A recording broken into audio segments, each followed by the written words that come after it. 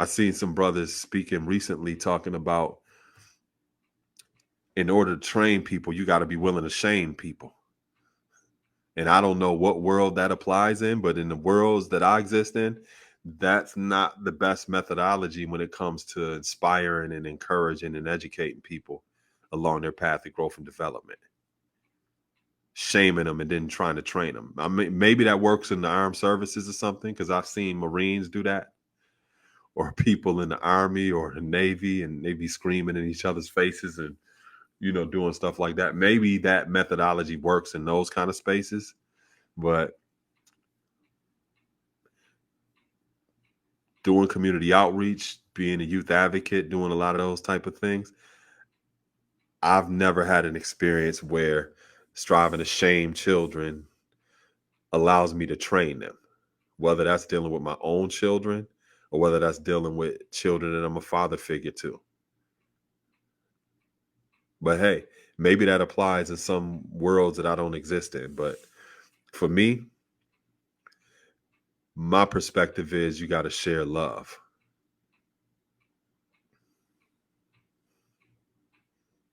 You got to share love. You got to be willing to listen. You got to be vulnerable. You got to be open. You got to be all of those things. And to be comfortable enough around people where they're able to be comfortable enough, vulnerable, and open with you. And if people, in my experience, feel shamed, a lot of times they don't open up. In my experience, a lot of times people who feel shame, they don't really want to be around no more. But that also says something about people who constantly come back after they've been shamed or degraded. It says something about that person's sense of self-worth and value. And it also says something about us as a person if we like doing that to another human being. I hope y'all can understand what I'm saying. If I think that shaming people is properly training them, and then that person who I'm consistently shaming and degrading constantly comes back to me after I'm doing that,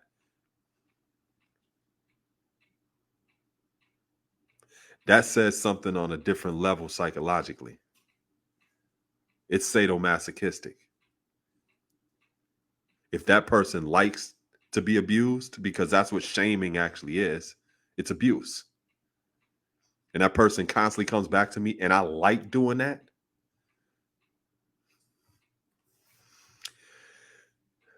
that doesn't seem healthy to me.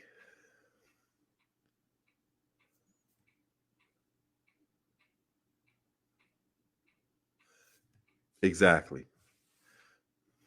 I don't know no children that like to be shamed, that keep coming back. But then you may have some that have that level of vacant esteem, not low self-esteem, but their esteem is that vacant that they're looking for love in all of the wrong places, and they're willing to put themselves in cycles of abuse in order to be accepted by somebody that is never going to accept them. So that is a symbiotic relationship with some people.